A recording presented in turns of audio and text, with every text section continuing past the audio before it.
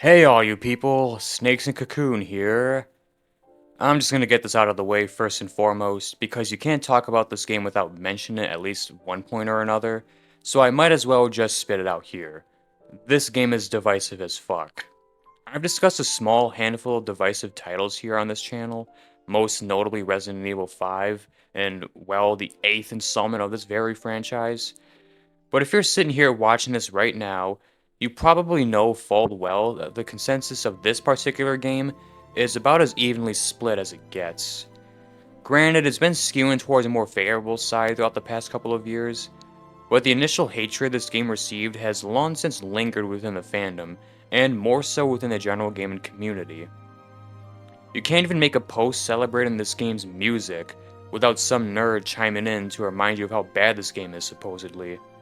And I really want to stress the word supposedly, because based on the way this game was and still is being treated, you may wind up questioning whether or not this game is as bad as its online reputation would suggest.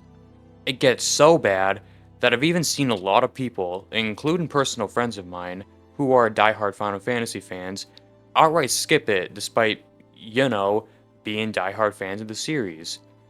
You just shouldn't play 13, they say.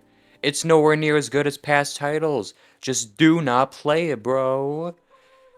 If it feels like I'm laying this on a bit too thick, well, it's because I am. Guilty as charged. Anyway, I want to stress this game's reputation, not only because I find it to be total bullshit, but because I, myself, used to be one of Final Fantasy XIII's mega haters. Back in early 2022, I played this game for the first time. It was my third Final Fantasy, I believe. 10 and 7 were both the first. I think this one came right after, but I don't know, it's a little fuzzy. Anyway, I went in fully expecting to have a bad time, all because I had read a couple of reviews online and, people warned me about it. What are you doing? I'm posting false information on the web. Why? It's fun. But the less said about the way I perceived the media back then, the better. Like, Jesus, I go back and read some of those reviews or whatever, and I cringe on the inside. What the fuck was I on back then? But what I will say is that, as I continued playing it, the more I realized just how wrong my initial thoughts were. You can go back and read those tweets for yourself, where I would absolutely shit on the game, call it garbage, drop it for weeks at a time, so on and so forth. Like, I shit you not, I started that game, like, about this time 3 years ago. I didn't finish it until fucking December. Yeah. But, regarding those tweets, as you continue reading them, you'll start to notice that my tone gradually shifted to a nicer one. By the time that initial playthrough was finally over, I ended up liking the game quite a bit. I gave it a, 7, I believe. But about a year or so later, I played it again, and I enjoyed it a little more. And here I am, playing it a third time for the sake of this video. And now I can say, with utmost certainty, that Final Fantasy XIII is probably my 5th favorite entry in the series, directly below Final Fantasy X, and directly above, Final Fantasy XII. I consider this game to be genuinely great. Consider this review a personal anecdote of sorts, but also a reminder that you should never feel discouraged to engage with a piece of media because the internet told you not to. Engage with them on their own merits, free yourself from outside biases, and experience new things for yourself, goddammit. It's very liberating, trust me. And with that out of the way, I can now finally begin discussing the fucking game. My apologies for that, 4 or 5 minute ramble. Yeah. When I said there were things I wanted to stress, I guess I meant it, huh? And with a heavily criticized video game comes a host of repetitive complaints, and needless to say, FF13 is no exception. You browse through enough feeds and web pages, you'll quickly notice a pretty common pattern. When it comes to this game's critics, they typically fall back on a few different key points. That the game is linear and therefore bad, or that Lightning is just a female version of Cloud, or that the narrative makes no goddamn sense, or that Hope is annoying, that sort of thing. Now, I'm not here to belittle people for sharing those same thoughts. After all, every single opinion is valid if you're able to explain it in good faith. However, the ironic thing about Final Fantasy XIII is that a lot of its criticisms aren't in good faith. I have no clue what it is about this game that attracts so much disingenuous flack, but it's just plain ridiculous. Don't worry, I have plenty of mean things to say about this game, and I will get to it when the time is right. But the criticisms I have toward this game do not stem from ridiculous crap like the things I mentioned earlier. Like, Lightning is just female Cloud, dude, just say you hate women and move on. And Hope is annoying, dude, he's 14, his mom died, what the fuck is wrong with you? I will be the first to admit that this game is far from perfect, but I'll also refrain from regurgitating the same couple of talking points you've heard a million times already. This is gonna be a long-ass video, needless to say. I don't think anything will ever top my Final Fantasy IX review in terms of sheer length, but don't be surprised if it ends up coming close.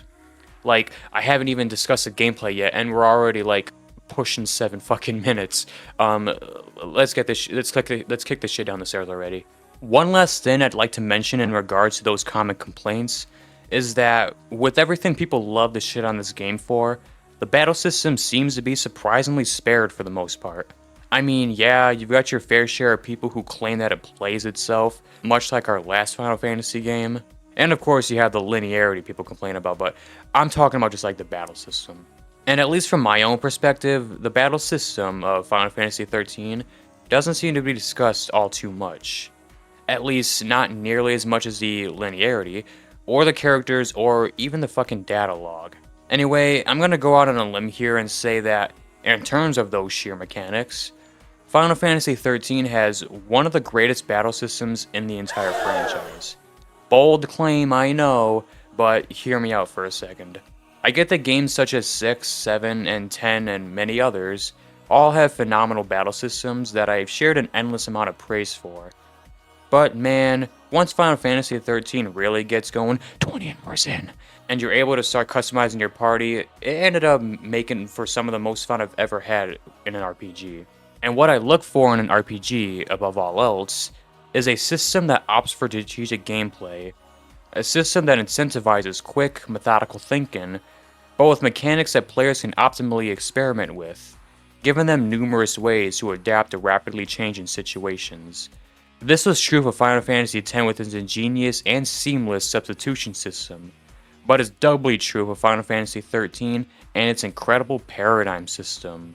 Paradigms are essentially a list of loadouts where players can assign various different classes to each party member. There's a lot of different class combinations you can come up with, which can lead to some seriously dynamic gameplay, and gameplay that never gets old, and always incentivizes replayability because you can always keep coming up with new shit. Awesome. There are only 6 paradigm slots per party admittedly, but this was more than enough to provide players with an optimal experience without feeling too overwhelming or too restricted.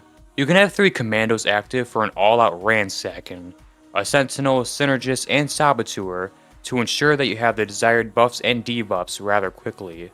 2 medics with either a commando or a ravager to keep up the offensive without fear of a game over, etc. There's a lot to think about with this system, but don't trick yourself into thinking that just one paradigm is going to suffice. As I had just mentioned, you'll need to keep up with the game's fast-moving battles, ensuring that you know what paradigms to switch to and when, depending on whatever the situation calls for. Final Fantasy XIII is a game defined by these fast-moving battles, and hard-hitting battles, and if you're not making sure you're on top of everything, your ass is going to get curb stomped. Luckily, you'll always have access to 6 different strategies on the fly, with each of them possessing their own unique advantages as well as disadvantages, giving you more to think about. It's a system where you're always weighing your options, and the enemies you fight were designed to help complement this philosophy. Boss battles are what stresses this the most, but like, duh, that goes without saying, of course. But to further explain it, each boss feels like a puzzle, and the paradigms are your means of putting the pieces together. There they glue, so to speak. There's a pretty solid lineup to go through, and they're incredibly fun to fight if you know what you're doing. There are some stinkers here and there, but for the most part, these boss fights act as a perfect skill test of everything you had learned up until that point. As you progress through a character's crystarium and learn new abilities, You will eventually face a boss that will put your knowledge of those abilities to the test. For instance, there's a boss that'll constantly change elemental affinities right as Hope begins learning synergist skills. There's this flying thing that has a target locking mechanism. Almost immediately after Fane, a sentinel joins your party. Your first of many clashes with Bartandalus comes right after you're granted full party control. I could go on, but there's one particular boss I would like to mention. One that's not only my hands down favorite in the entire game, but one that is arguably the greatest in series history. I am, of course, referring to Cid Raines. Oh my god, this guy's the shit. He has 3 different stances that each lend themselves to a variety of methods in dealing with them. He has patterns you've got to pay attention to, he forces you to think critically, he's a heavy hitter but his damage output is still balanced quite well. He's great, love my little emo twink man. And to elaborate a little further, there is quite a lot of ways to counteract his different stances, and each of them possess their own distinct advantages. With his defensive stance, you can either wail on his ass to burn up that stagger meter, or take the opportunity to apply some buffs and debuffs. But maybe you're better off going apeshit during his healing stance, given that he's more open to taking damage this time. And shit, when he's in his offensive stance, you could take the greatest risk of all by deploying a fully offensive unit of your own, since this is where he's the most prone to taking damage. But maybe you'll find it in your best interest to have either a medic or a sentinel at your side. Or if you're a little bitch such as myself, you would end up taking both. He's great, ramble over. But of course, there's always weaknesses and exploits to consider, and the paradigms can have you take full advantage of them before the enemy team has even a chance to blink. This is where the stagger system comes into play, a new addition to the franchise at the time, and a mechanic that has been subsequently watered down with each game that featured it. My favorite thing in gaming ever is when the first time a mechanic is used is when it was at its best. Always love it when that shit happens. Anyway, the way staggering works here is that magic attack builds it up, but it comes at the expense of having high diminishing returns, so you'll need a commando to make sure it doesn't quickly deplete. Go all out with Ravagers and sure, the gauge will rise quicker and quicker, but it'll also start to drop quicker and quicker. Meanwhile, during a stagger, magic attacks will raise that damage counter at a quicker rate, but at the cost of doing less damage, while physical attacks raises it less, but you're doing significantly more damage as a trade-off. One strat I loved abusing was to keep using magic on a staggered enemy until their stagger gauge is about halfway depleted, then switch to a team of commandos and watch the enemy's HP just fucking collapse. It's great. Take attacks like Smite and Scourge into consideration and you can do some insane, like disgusting fucking damage on some of these bosses. It's insane. You're constantly playing this game of tug of war, and once that meter turns a darker shade of orange, you'll feel as if you just won the lottery. And if you think that this is like 16, where staggered enemies are reduced to sit and duck so you can just mercilessly wail on with no thought or consequence, you may be happy to hear that nearly every enemy type has their own unique stagger properties in 13. Staggering isn't always used as a damage freebie in 13, it's mostly used to provide more options to the player or to encourage a sort of risk-reward incentive. There is this laser armadillo who loses his shell when staggered, allowing debuffs to actually take effect when they otherwise wouldn't. There is this poisonous blob man who can merge with his ally to get stronger, and staggering them can prevent that from happening. A clunky robot who does big area damage will be put in a stationary position when staggered. There is this motorcycle thing that can only be staggered as it's charging its big fuck you move, and the list just keeps going and going and going. I shit you not, like almost every single enemy has like this sort of like stagger mechanic to them. It's great. Hell, there's also this one boss where staggers actually pose the biggest risk of all. And by that, I mean it'll pump itself full of steroids, then proceed to go laser apeshit on your ass after it recovers from its stagger. But if you think you can heal yourself well enough, then by all means, take the risk and stagger him and do that damage. Or just take an hour to do the fight. I love the stagger system so much, man. It poses plenty of benefits, but enough drawbacks to keep things interesting. But I think we all can agree that the best thing to come out of the stagger system is the ability to launch enemies. timing your attacks in tandem with your allies to see how long you can juggle them for, provided for some of my favorite moments across my 3 playthroughs. Speaking of timing and 3 playthroughs, I had no idea that ATB canceling was even a thing until halfway through my 2nd playthrough. Wish I had discovered it sooner because this mechanic is a goddamn lifesaver, let me tell ya. Oh well, better late than never as they say. But as fun and as rewarding as this battle system is, I cannot sing its praises forever, because there are quite a few things I dislike about it. Final Fantasy XIII, despite being far more nuanced than what most people give it credit for, is plagued with unintended consequences which add up in a way that can make the game absolutely infuriating to play sometimes. But allow me to jog your memory first. Think back to when I compared the paradigm system to X's substitution system. You may have remembered me describing the latter as seamless, while deliberately avoiding that word to describe the former. This is because the paradigm system is anything but seamless. Each time you switch paradigms, all 3 characters absolutely have to strike a pose before taking action. Hell, the first time you switch during battle, there is a close-up on each and every character as they pose, a process that takes like 5 whole seconds. Not ideal for a game that moves as fast as Final Fantasy XIII. For a game whose battles can punish the player for losing their focus at any given second, something like this is detrimental as hell, no pun intended. And it goes without saying that several game overs are gonna come at really no fault of your own. It's almost like you gotta predict the future or something, so you can switch paradigms prematurely to avoid dying. Could have just, I don't fucking know, made the enemies stop moving for a second. If you want to make the character strike a pose, fine, but don't make it an unintended consequence of just playing the fucking game like normal.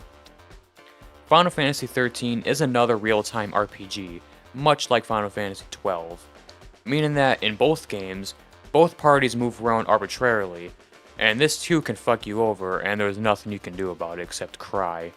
However, unlike Final Fantasy XII, here you cannot set parameters for any of your party members. I'm not gonna get bent out of shape over having AI controlled characters, because people who do that are bitches who got filtered. Mostly because they tend to have the player's best interest in mind when it comes to the abilities they use and when. Hell, in this case, toggling the different targets yield different commands, making the process a lot more convenient than it needs to be. But for another system based around enemy and party positioning, Final Fantasy XIII doesn't give you any options in deciding how your party members move and such, who they target, that sort of thing. It'd be great if I could position a medic out of harm's way, so that he isn't constantly having his healing abilities get interrupted, but alas, they'll just randomly decide to bunch themselves right up alongside the action. But to give you an even more egregious example, characters can often find themselves right beside a sentinel. You know, a class whose entire purpose is flanking enemies to tank damage. Isn't that just fucking great? But that's just a minor what could have been gripe when you consider the next issue I'm going to address. Characters like to stumble. A lot. And I mean, a lot. And what I mean by that is, characters will try to carefully position themselves before enacting the desired abilities, even long after the inputs have already been selected. Character movements will have sudden hiccups, and I swear to God, it only happens when it's the most inconvenient time possible. It's like the characters can't attack an enemy unless they're at a dead specific angle or something. This eludes me because, from what I can remember, this really wasn't an issue in FF12. They still moved at their leisure, but they didn't stumble around like drunks either. I like fighting Final Fantasy XIII, it's offered some of the most fun I've ever had with this series. But Jesus, I cannot stand to sit and watch these ridiculously long command animations. No, Lightning, you don't need to do a little fruity-loop after an attack command. I don't care how awesome it looks. Stop twirling your sword around. Just fucking do the attack command. Do it late. Come on. Why are you doing this? Why are you stumbling around like that? Why is your healing animation so long? You gotta swing your arm like that. Stop. Just do the damn command. Although, having said all that, I still gotta commend the game for its really intuitive party AI. Many harp on this game's inability to directly control your entire team, but you see, the game is well built around its AI, and you lose a lot of what makes these battles special when you take that away. It's like Persona 3 Fez. where people refuse to engage with the idea of being a tactical squad leader, then proceed to blame the game when they get curb-stomped.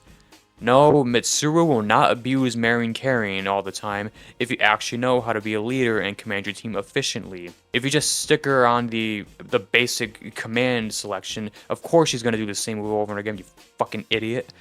This is why we get crap like Reload, where the gameplay is dumbed down under the guise of being more accessible or some bullshit like that. I'm stalling, obviously. But that's just because I'm about to talk about what I personally consider to be the most baffling decision across this entire game. The ranking system. What the hell is this shit, bro? What in the actual fuck was the thought process behind this crap? I know I come off sounding irrationally angry here, but holy hell, this has to be the biggest waste of space in a Final Fantasy game.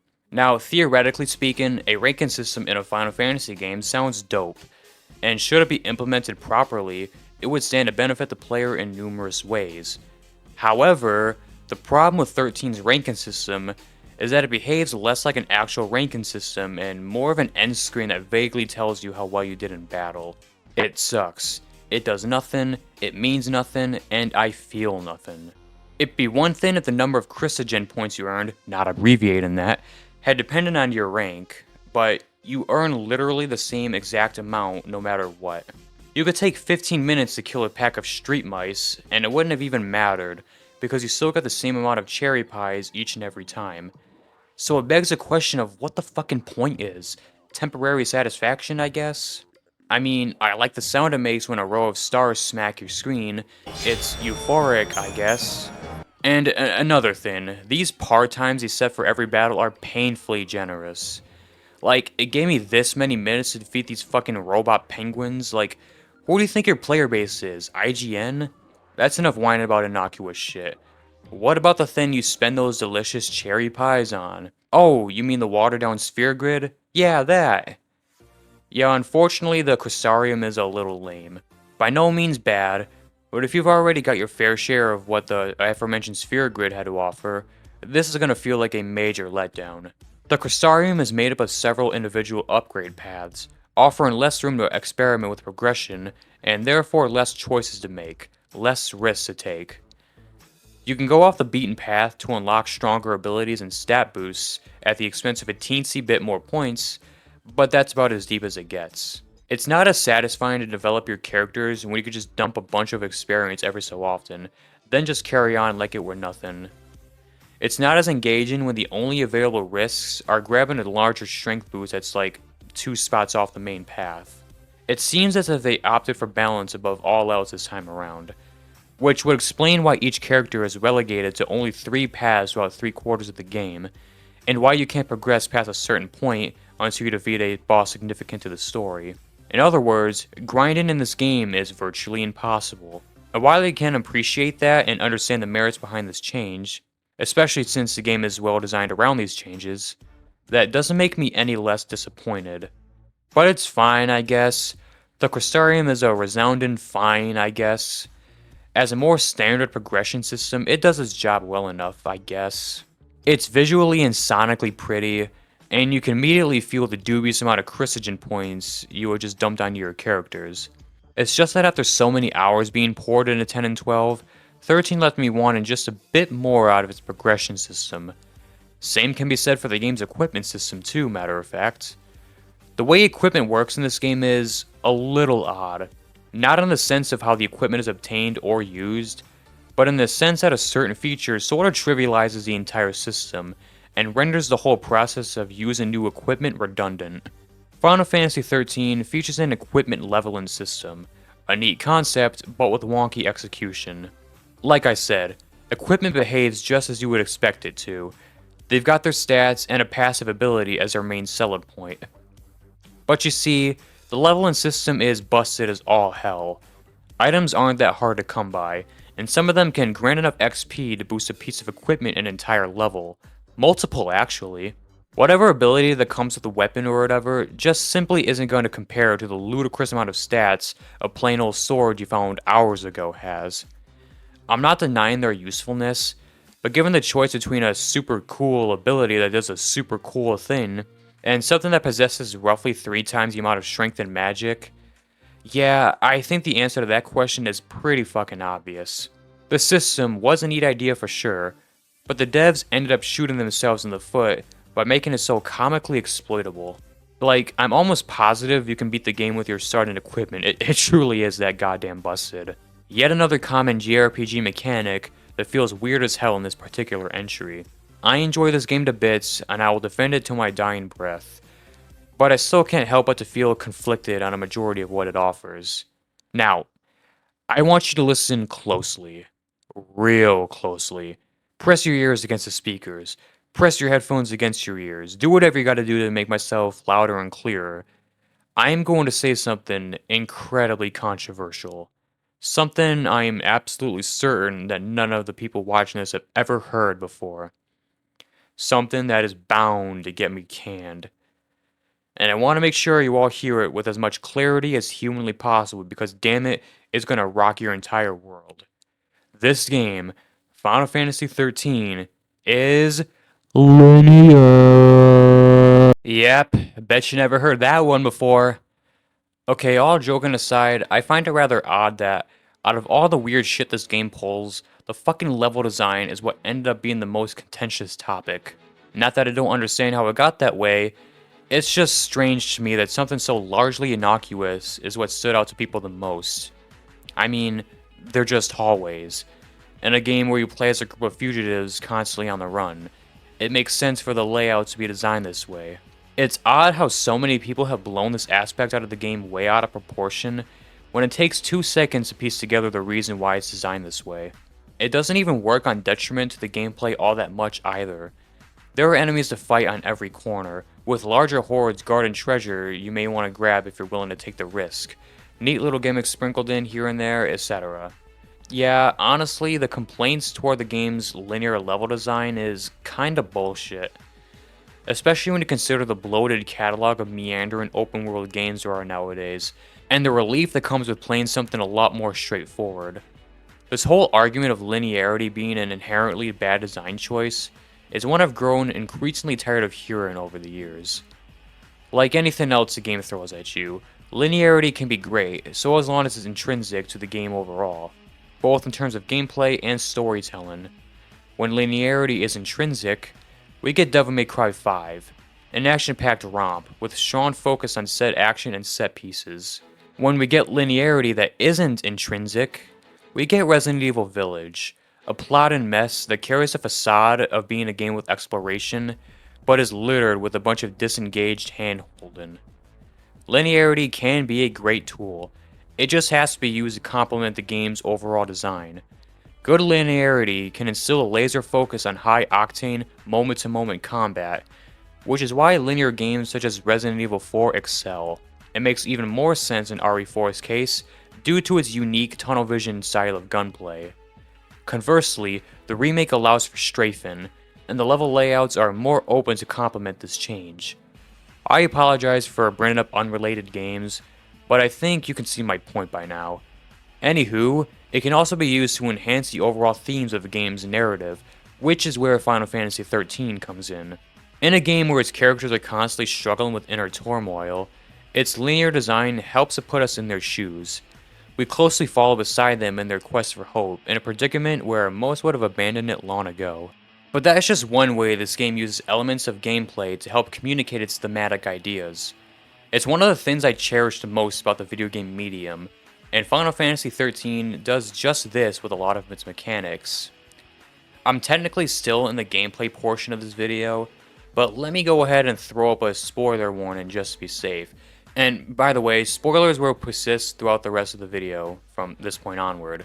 So click on this timestamp if you're new to this game or if you're just not interested in hearing me talk about the story, and in that case, you can just die or something.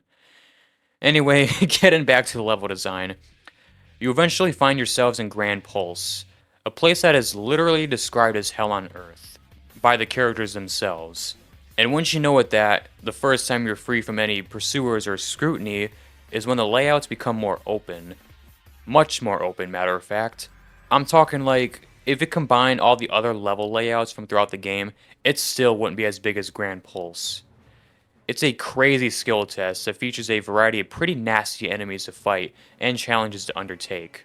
I will say that I do think these enemies were mostly designed to be like a sort of like end game, prepare for the final boss type of shit, but during this portion of the game, they do seem feasibly defeatable, I guess. I wouldn't, I couldn't defeat them, even if my life depended on it. So I gotta take on these fucking, like, lightning penguins and shit like that. Those are the enemies I fight at this point.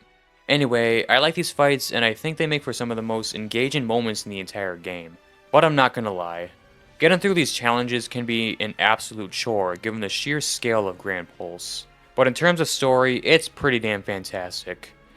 It's a place that was being constantly described as a hellscape, and once you're able to experience it for yourself, you get to see just how true those claims were. The swarms of towering monsters and Lassie who failed their focus, being scattered across the map alone, signify what the people of Pulse had to go through. And it furthers the game's themes of perseverance and survival. So the level design is pretty sexy, but what about the shit you actually control and engage with? How do they complement the story exactly?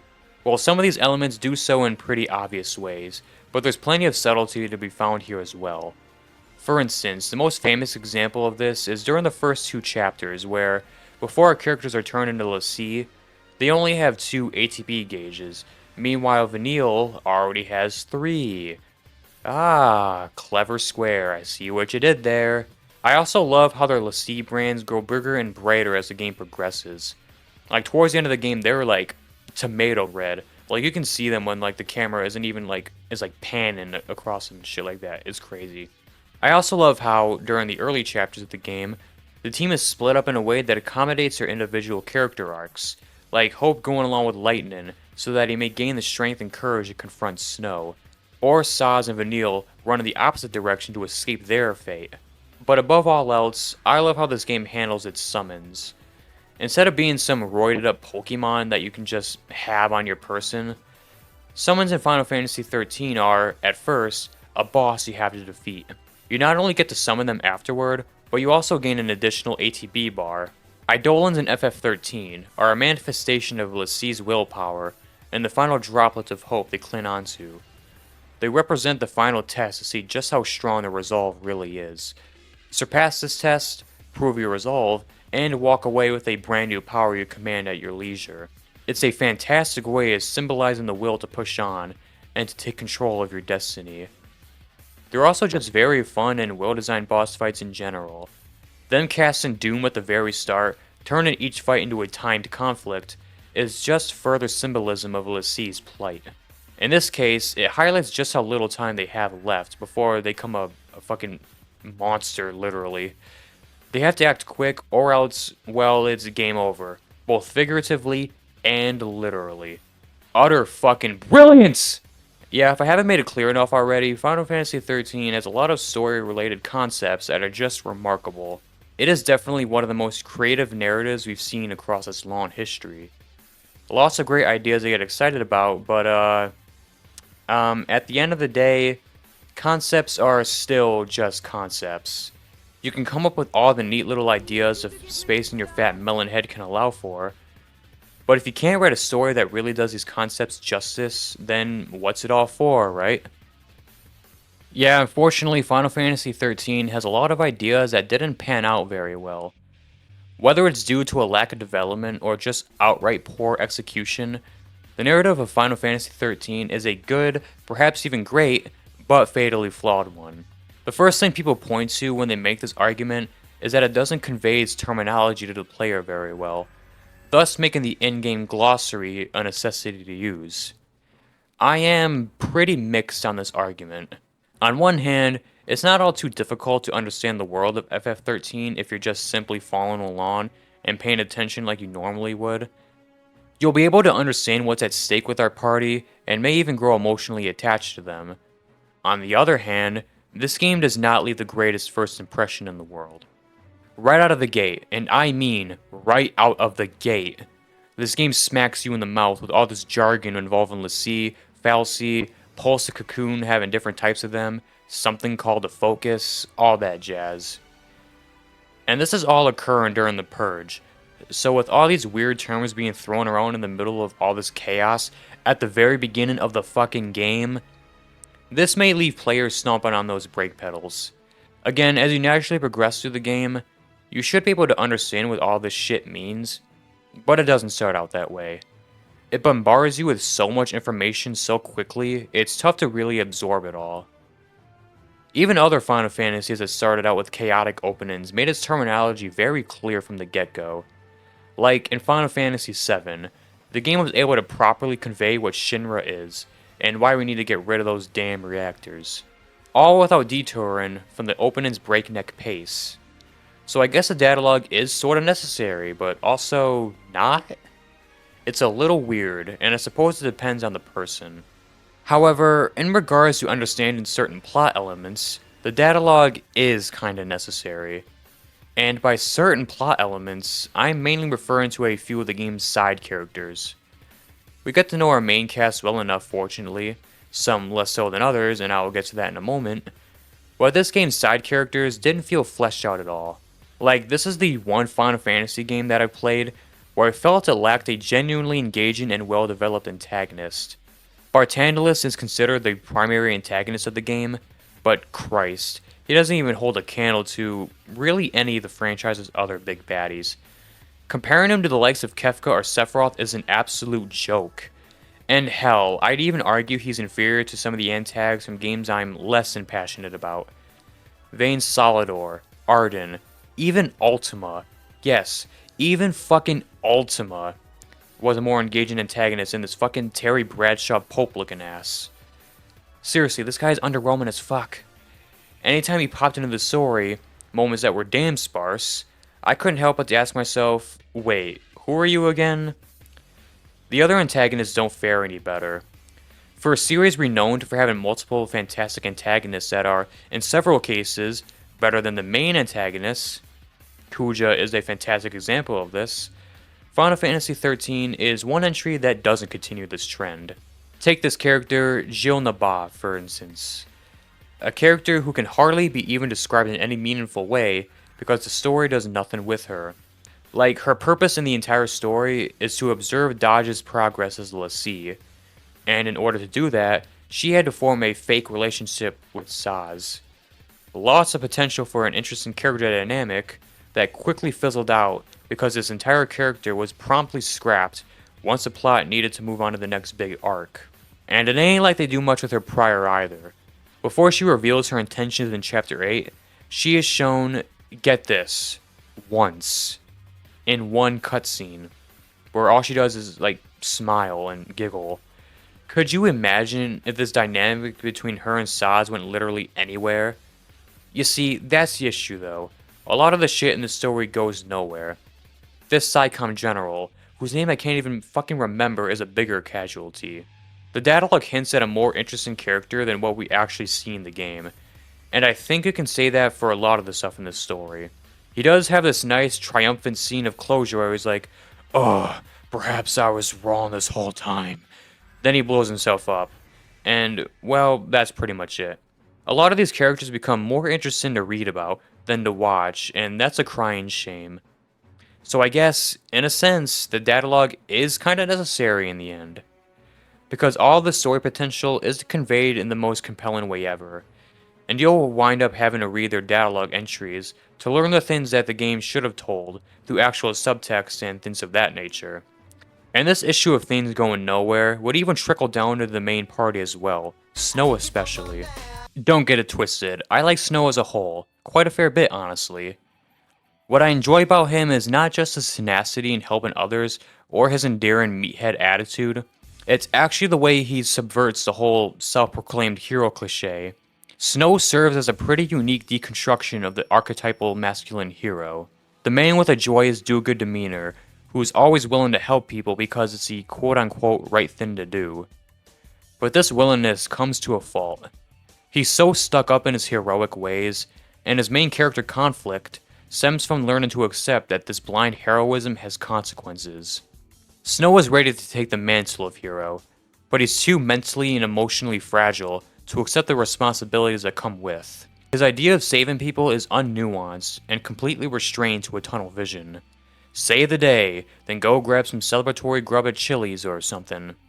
Then enters Hope, the foil Snow needs to help set him straight, and therefore come to terms with the damage his actions have caused people. In this case, the demise of Hope's mother. It's here where Snow's heroic exterior crumbles, and we see him for the fragile and confused person he truly is inside. There is this really moving scene where we see Snow break down, practically admitting that he has no idea what the fuck he's actually doing. Two characters involved learn rather important lessons that are well tied to their individual conflicts here. Hope learning that taking revenge won't bring his mother back, and that he should focus on protecting what he has now, and Snow learning to accept that he can't save everybody, but he will nevertheless try, and if that's not good enough, he will gladly shoulder the blame. It's a fantastic scene that gets you invested in these two characters and how they were going to interact from here on out. They were planting the seeds for what would have been a great conflict between two characters, and I say would have been because this conflict is resolved pretty much immediately. I shit you not, these two literally become best buddies in the span of like an hour. And it's crazy too, because it seemed as if they were going to run with this idea of action speaking louder than words. But this idea doesn't really go anywhere, as Snow never needs to prove anything because these two start playfully teasing each other the next time they interact. I am genuinely not even joking either. If I were Hope, I would have waited until Snow proved he could actually back up all his talk. Oh, what's that? You're gonna take full responsibility now? You're gonna take the blame when you fuck up? Well, prove it then, motherfucker. That's what I would have done if I were Hope. This arc is like a sandwich, where you have all the necessary ingredients, but you can't actually build a sandwich if you tried. It becomes a mess, and all you're left with are wasted ingredients. Man, it's so disappointing how this conflict just doesn't go anywhere remotely satisfying past the initial setup. Which is still incredible, mind you. They just needed to develop this conflict a little bit better. Overall, I'd say that the cast of Final Fantasy XIII is definitely good. It's tough to compete with earlier entries, no doubt, but honestly, I think this party is pretty solid all around. There aren't any ridiculous gimmick characters, nor are there characters who don't feel like an integral part of the story. Everyone has a well-defined purpose in the main conflict, and the game manages to keep tossing each character a bone every now and then, instead of handing them out to dry after the initial arc is finished.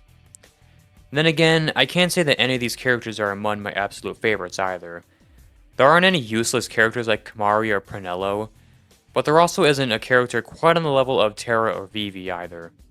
I'd say if any of them were close, it'd definitely be Sazh, but even 13's biggest haters can agree that this character is fantastic. Sazh is just the man. Him being twice the age of the second oldest party member lends itself to some funny and endearing interactions, but it also means he's the most level-headed, able to diffuse situations by either poking fun at the absurdity of it, or applying his knowledge to put everything at ease, just like anyone else his age would. He's easily the most down-to-earth character in the game, and you really feel it in the way he's written. He's just a man who got caught up with a bunch of young adults, and I can totally get how someone could find him relatable. I'm quite far from his age, but still, I get it. But what makes him even more relatable is his whole purpose in the story, and why he's embarked on this journey to begin with. He's in it for his kid, and he's just trying to do his best to get his family out of the literal worst predicament possible in this universe. Kids are a C, and a particularly special one at that. And we have plenty of moments of introspection, where Sazh laments on everything that's at stake with him, his kid, and, well, everyone on Cocoon. And it's in these moments where we're able to see what type of man Sazh is. He's a dedicated father who's smart enough to think the situation through carefully.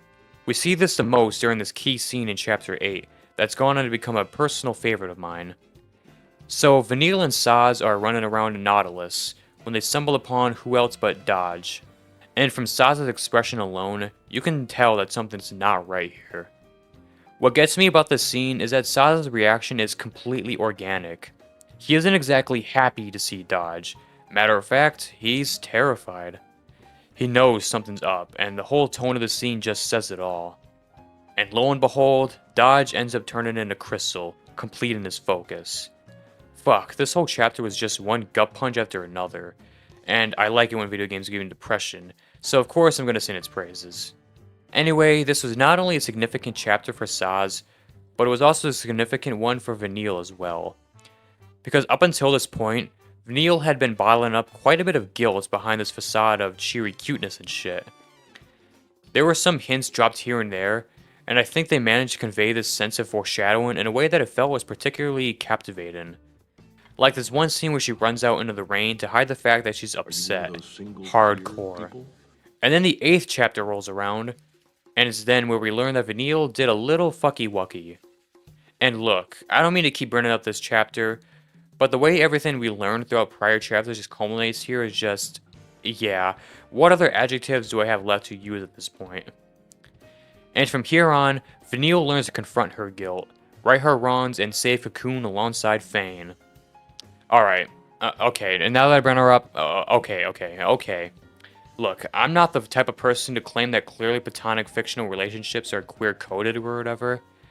Matter of fact, I think that shit can be annoying at best, and at worst, downright fetishistic. But, come the fuck on, there's definitely some Yuri going on here. You don't even need to look real deep into their backstories to find nuggets of info like this. You can just watch the way they communicate with each other. The dynamic they've got going on is one of deep-rooted connections that go far beyond mere friendship. For fuck's sake, just watch what happens when the two reunite. There is simply no heterosexual way of explaining this. This is Yuri, and it's great. And for a video game from 2009, something like this was pretty ballsy. Then again, with the way our social climate is nowadays, especially on the internet, I can only imagine what would happen if Final Fantasy XIII were released today. But I'd rather not dwell on that, and instead, I'd rather move on to the star of the show, Lightning. Or as I like to call her, the single most misunderstood protagonist in the series. Like I had mentioned earlier, she's constantly being referred to as the female version of Cloud from FF7. Which to me is ridiculous, because you're practically disregarding all the nuance of her character development, because she's a little stoic and reserved, I guess. But before I get sidetracked, let's talk about that character development. I've yet to play either of the game's sequels, so I'm currently unaware of how her story ends. However, I am very content with what was offered in this title. Lightning is another one of those characters who starts off pretty cold and isolated, but grows to appreciate the comrades around her, and thus starts to open up more. It's an archetype not uncommon in Final Fantasy, but the way it's handled here with Lightning results in an arc that feels more empowering than, say, Squall's arc, as good as his still is. Because it's nice to see this type of arc with a female character for a change, but also because it's deeply tied to the whole concept of family. After all, Lightning is in a similar boat as Sazh, where her sister has been branded to l'Cie, and even completes her focus in the very second chapter of the game. From here, Lightning grows emotionally distraught, lashing out at everything and everyone. And by everything and everyone, I mean Snow. Boy, Snow's really gonna need some ice to soothe those bruises. Funny joke. But this attitude is a resultant culmination of various factors, including guilt, trauma, and the perception of weakness. The anger is taken out on others, but really she harbors deep feelings of resentment towards herself for her failures, and Lightning is falling apart due to these perceived weaknesses being the result of the tragedy that befell Sarah. Hell, her pseudonym Lightning was born out of these factors. It was a nickname created out of the fear of weakness, and the desire to divert her attention from those weaknesses. What's more is that this backstory was revealed after learning that everything she knew was essentially a lie. So, yeah. Our girl is going through a tough time at the office, and the remainder of this journey would become one of self-acceptance, the embracing of one's flaws, so that they can carve the path into a change in their fate and protecting those she cares for. Fucking sick, man. Vulnerability can be used as a strength, and that's exactly what I find to be so empowering about her character arc. It's life-affirming shit, and this idea is expressed through such a memorable character, one whose growth is not only believable, but inspiring too. Also, I don't even need to analyze her character. This cutscene is all the proof you need to know how good a character she is. Like, look at this shit. What the fuck? That guy, he's already dead, man. You don't need to go. Oh my god. Yeah, Final Fantasy XIII has a lot of kick-ass themes, not just in the music department, but in the narrative department as well. I mean, the Sunleth Waterscape is obviously a top 5 song in the series, but let's move on. One thing this game explores rather well is the power of choice. Final Fantasy XIII's exploration of this concept doesn't lie in explicit moral rights or wrongs, but rather the willingness to try in the first place. Sometimes in life, we'll find ourselves at an impasse of sorts, and whatever solutions we have in mind may not lead to the quickest satisfaction. Hell, many may hate you for it, you may hate yourself for it, but damn it, you've got to at least try, right? As long as you've got the courage to put words into action and the willingness to take the blame when things go wrong, then what have you got to lose? You won't know until you try, right? And Final Fantasy XIII has a tact to consider the nuances of such a concept, hence the reason why we see our characters in such a vulnerable state frequently, questioning themselves, taking all possibilities into consideration, that sort of thing. It's a great way of teaching confidence to the player, without beating them over the head with infantilizing melodrama. It's not perfect, but damn, is it some strong shit regardless. We've already went through the themes of family when discussing Sazh and Lightning's character arcs, and perseverance when it comes to the game's summons. But the main message of Final Fantasy XIII is definitely the defiance of fate. But again, Final Fantasy XIII ups the ante with yet another common RPG trope. What I mean by that is, this fate our characters are assigned to is a damn good take on the whole chosen one trope. Arguably the most tired cliche in the history of fiction, Final Fantasy XIII seeks to deconstruct it by giving it an unambiguously bad ending. When someone is branded a lessee, aka the chosen one, they are immediately put into a situation where they'll have to A. complete their focus, aka assigned objective, or B. fail their focus. But the thing is that, no matter how you go about your task, you are going to essentially die either way. Complete your focus and become a crystal for all eternity, or fail your focus and become a Sazh, a zombie-like creature, for all eternity. The powers you receive and the big heroic quests you undergo practically mean fuck all, because you're kinda dead no matter what. Becoming the chosen one in this universe is such an immediately hopeless situation, and the game makes no attempt to sully just how awful a predicament this truly is. You are a lessee. You are hated. You are confused. You are a ticking time bomb. It sucks. But hey, you have access to cool powers now, so at least there's something to look forward to. Anyway, the themes of Defying Fate stem from the party's willingness to destroy the cause of this at the very source. It's a story that sees its characters break century-old traditions that have plunged countless into a cesspool of tragedy and hopelessness. And it sees them doing it in grand, based fashion, where in the end, we're faced with the very being that started it all. Sounds familiar, doesn't it? This game has often been compared to the likes of Final Fantasy VII, and it's not hard to see why that is. I mean, there's this great video by the Brando that analyzes the deep-rooted connection between both games throughout history. And we don't even have to talk a lot about like development and shit like that and how one game led to another. Even in a vacuum, there's still plenty of comparisons you can draw between them. The futuristic setting of the world up top, contrasting with the vibrant nature of the world outside. Commentary on imperialism and war in general, and a cutesy magical girl in your party. So, it's not a big deal to make some comparisons to FF7. However, I feel as if there is another Final Fantasy that has even more in common with 13. And I'm not even going to say its name aloud, because once I start listing its similarities, it should all start to click. Everyone ready? Okay. Critiques on organized religion, a pope man who turns out to be a god, your party being a group of social outcasts, stories involving ancient monsters who nearly destroy the entire world, party members who come from a place that was destroyed prior to the game's events, the journey eventually taking you to that place, where you're then exposed to the grimness of the past, that very location utilizing a somber piano ballad that plays continuously, multiple boss fights against a powerful religious figure that transforms into a sci-fi outrageous monster, said boss fights being the hardest in the mainline story, a linear game having one open area where all the side content is found, piano being the most prominent instrument of choice, and best of all, both games carrying strong and resonant themes of always pushing forward and never abandoning hope. Yeah, in essence, Final Fantasy XIII is a true Final Fantasy X too. But in all seriousness, this is all likely just coincidental, and the similarities don't take away from Final Fantasy XIII's unique sense of identity. I just thought it'd be fun to point them out, because it's kind of ridiculous just how many there were. Like, you see it for yourself. Hey, would you look at that? we've reached the end of the video. About time, right? Anyway, I think by now it's pretty safe to say that this game has had its name dragged through the mud for far too long. I'm glad that people are more open to giving it a chance, and there are even a good amount of people who think it's an outright masterpiece. But we need more people to help support this ongoing cause.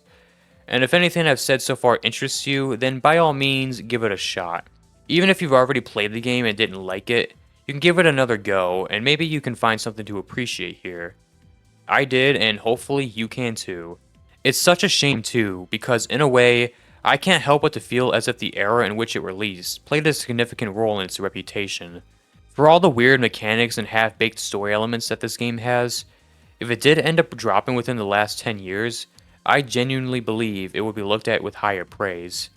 Maybe not universal acclaim, but I really don't think it'd still become widely regarded as an idea of the franchise. All in all, I think Final Fantasy XIII was just a victim of very unfortunate circumstances. Think about it. Remember what year the game came out in? 2009. 2010 in the West.